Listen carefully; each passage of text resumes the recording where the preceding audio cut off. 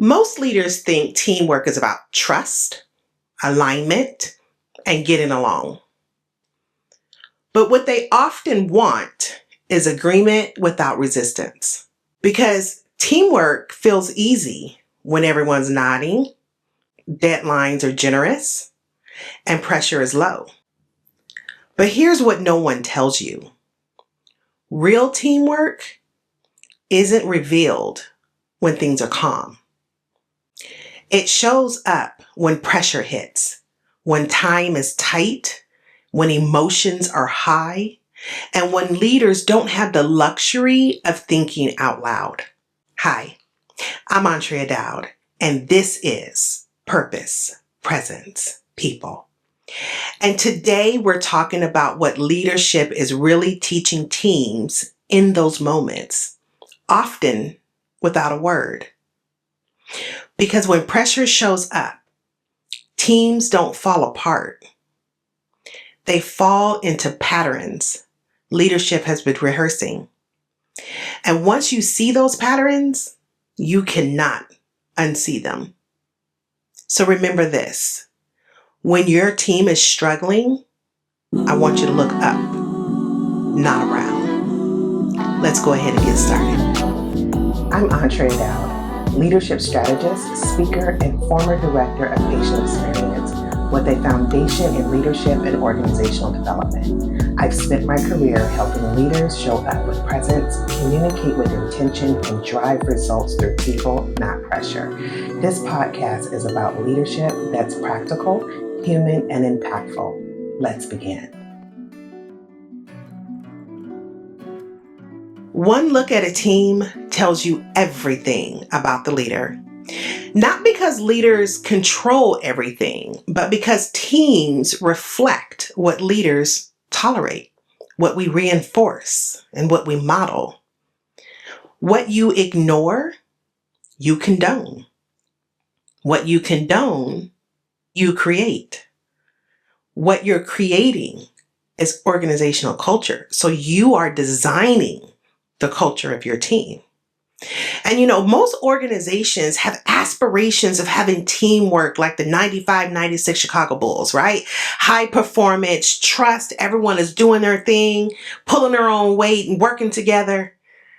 But what they really want is work well together while everything is calm. But harmony doesn't equal high performance. In fact, harmony can actually mask some of the underlying issues like group thinking, silence, avoidance, polite agreement. Teamwork doesn't fall apart when everything is good and smooth sailing. It falls apart when things are hard, when we're short-staffed, and we have competing deadlines and unresolved conflict and uncertainty. You can't put highly skilled individuals together and guarantee success. Talent does not create teamwork. Pressure will test it. And so as someone who has spent many years in leadership and organizational development, I can tell you this with confidence. Pressure does not break teams. What it does, it reveals what was already there. You see, under pressure, we see poor design of the team, an unclear purpose, weak leadership signals, unresolved conflict. All pressure does is remove the facade.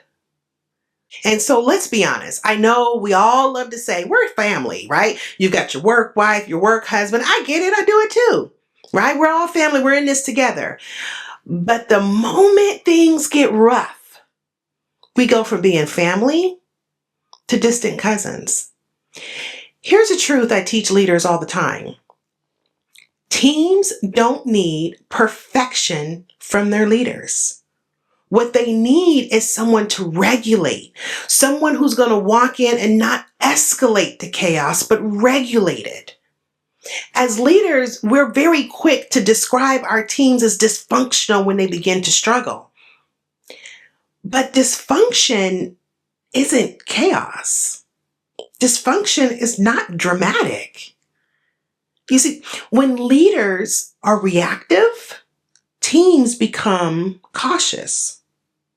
When leaders are inconsistent in their message and their treatment, teams stop trusting the process. When leaders avoid having those hard conversations, teams begin to fill in the gap with assumptions and stories that they tell themselves. None of that sounds dramatic, right? But over time, it slowly and quietly destroys your team.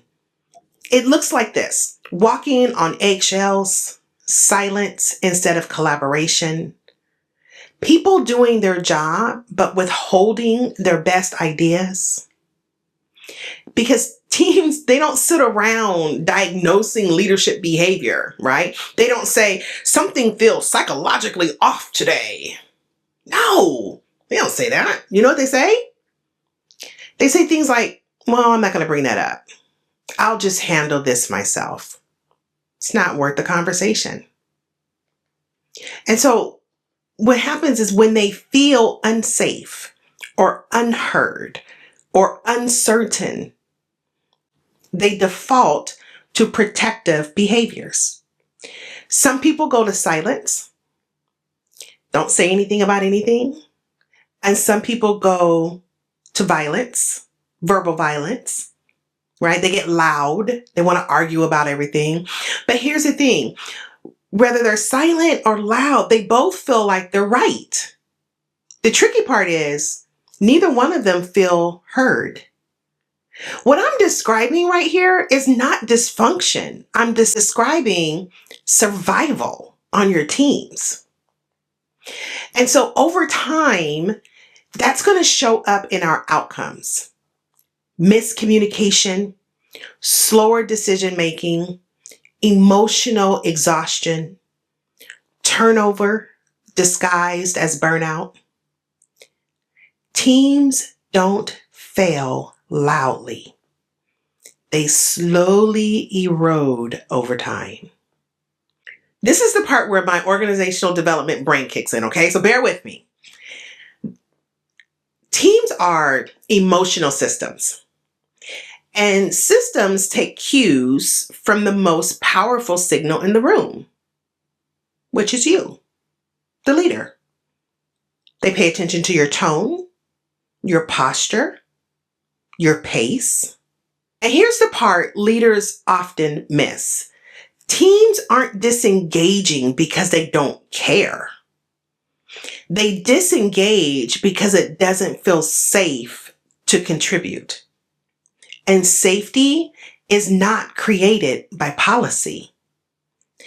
It's created or eroded by leadership behavior. They're protecting themselves from uncertainty. But all hope isn't lost, right? Here's the good news. The same way that leadership behavior creates withdrawal, if you're intentional about your leadership, it can actually restore trust amongst your team. And so everything that we've talked about to this point, pressure, dysfunction, teamwork, it all shows up in one place first. Can you guess where it is? No, not in strategy. No, not in decisions. Nope, not even in the values on the wall. It shows up first in how leaders listen when they're under pressure. Pressure doesn't change leaders. It changes how they listen.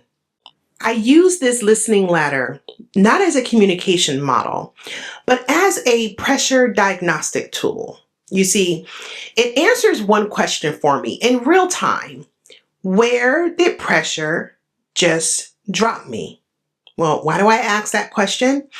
Because most of us are at the top, but when pressure hits, we fall down to the bottom. The very last rung is hearing. And so this is where leaders, they hear words, right? But they miss the meaning. In high pressure moments, this can signal to your team a disinterest in how they feel, even if this is unintentional, right? And it's because your attention is split between what must get done and who's in front of you speaking.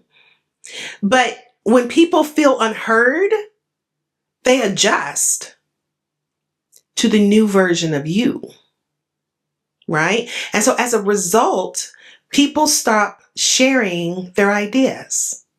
Problems stay unresolved. They don't share insight because they don't feel like it's worth sharing. And so here's the skill. I want you to be visibly present, not multitasking, not half listening, but fully present. On rung 2, this is responding. So this is where leaders move too quickly. Some leaders, when pressure hits, they begin to move fast, right? They're moving fast, they're talking fast, they're justifying, they're fixing it. Well, here's a little tip. If you're talking more than the person, you're not leading. What you're doing is narrating. So here's the skill. I want you to pause and ask one clarifying question. Sounds like this. Before I respond, what feels most important for me to understand right now?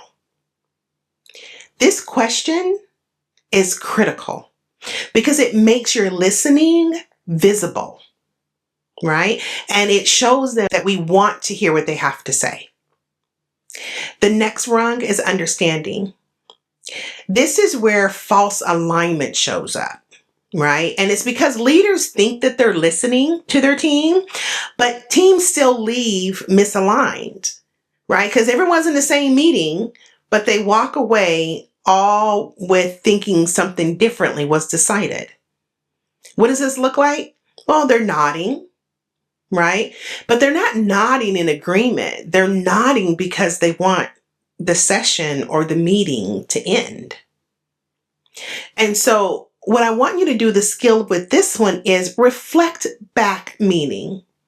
An example is, what I hear is that your concern isn't the workload, it's the unpredictability of it. Am I understanding you correctly? Did I get that right? This makes people feel accurately heard and not just heard, right? It answers the real question, right? That one unasked question, which is, do you understand this the same way? A little quick tip. If you're in a meeting and you feel like more than one person can walk away feeling like they heard two different things, then you should probably regroup and re-explain. Rung 4 is validating. When leaders skip this step here, this emotional acknowledgement, people begin to disengage internally. And here's the truth that leaders need to hear. You don't have to agree to acknowledge. Just acknowledging the way that they feel brings that connection of them feeling like they've been heard. So I want you to name that emotion before the logic. I can see why that's frustrating, given the unpredictability of the situation. That's it. No fixing, no agreeing, no defending. What it does is it separates emotion from the outcome. The sentence answers that question, do you see me? Right? Rung 5 is aligning. This is where clarity lives. Okay? Alignment happens when people feel heard because they know the way forward. This is where dysfunction begins to dissolve. Not because everyone agrees, but because everyone understands. Alignment happens when leaders stay regulated long enough to listen. People feel heard and directions are clear. Therefore, the teams move together. That's leadership that holds under pressure. This is where trust turns into action and turns conversations into commitment. Alignment isn't agreement. It's a shared clarity about the next steps and the shared goal. So what I want you to remember, when pressure rises, don't fix fast. Figure out what rung did I just land on and how do I go one higher? Because teams don't disengage because leaders are wrong. They disengage when leaders move faster than trust can keep up. This listening ladder, that's how leaders can pace themselves when pressure is high. Everything we just walked through, the ladder, the pressure, the behaviors, it isn't something I learned in a book. It's something that I learned in real rooms with real stakes and real consequences. You see, before I taught leaders how to lead under pressure, I had to confront what happened to me when I didn't. Early in my leadership journey, I prided myself on being a decisive leader. When pressure showed up, I moved fast. I solved things because I thought speed was the way that I could show my strength in leadership. And so there was a moment where we were in a high pressure situation, decision needed to be made. We had limited time to discuss it, and the room was full of capable people, and I began to feel the tension rise in the room. So what I did was I listened long enough to feel like I was informed, and then I just solved it. The team nodded. There was no pushback, no debate. And I remember thinking, whew, that was good. Okay, I'm glad things went good. We're all aligned. Good to go. But what actually happened wasn't alignment. It was compliance. After that meeting, the work got done, right? But something shifted. I began to notice that fewer questions were being asked and there was less ownership and accountability. People who did things on a regular basis weren't doing it. They stopped bringing ideas to the table until they were these huge issues. Nothing was said out loud, but the team had learned something from me that day. They learned that when pressure is high, speed is what matters, not my voice. And I taught them that without even intending to. What a man in the mirror moment for me. You see, I wasn't creating clarity.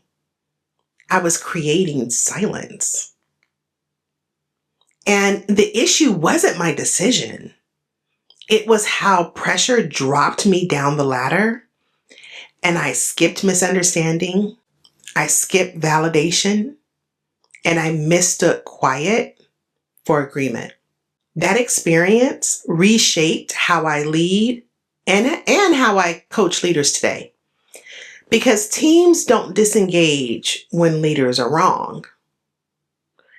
They disengage when leaders move faster than trust can keep up. And that's why listening under pressure isn't a soft skill. It's a leadership responsibility. And so I want you to do a little exercise with me. Think of a recent high pressure moment. Got it in your head? Okay. Ask yourself this. Where did pressure drop me? What is one rung higher? How do I get there? You don't fix under pressure. You just go one rung higher. Identify where you fail and step up to the next level. Pressure has a way of clarifying things, not who teams are, but what leadership has been teaching them all along. When things get hard, teams don't suddenly change. They reveal what they've learned about trust, safety, accountability, and each other. Some teams pull together, push through. Others pull back. The difference between the two is rarely the talent. More times than not, it's leadership. And so here's the question I want to leave you with today. When pressure hits your team, does it expose the strength, or does it expose what leadership has been avoiding all along? Next time, we'll talk about what leaders do after that moment, when the cracks are visible and trust is strained and teams know something isn't working. Because the test of leadership isn't whether dysfunction shows up. We all know dysfunction is going to show up. It's whether you know how to respond when it does. Purpose, presence, people. Leadership lives in the moments that matter most. How you listen, respond, and lead under pressure. Take one idea from today and put it into practice. Thank you for listening. And remember, lead with intention, and I'll see you next time.